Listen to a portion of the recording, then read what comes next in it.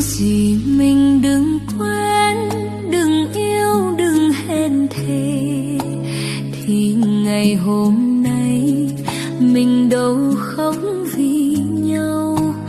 Cuộc tình đôi ta giờ như mây cuối trời, yêu thương ngày nào giờ tan theo khói sương.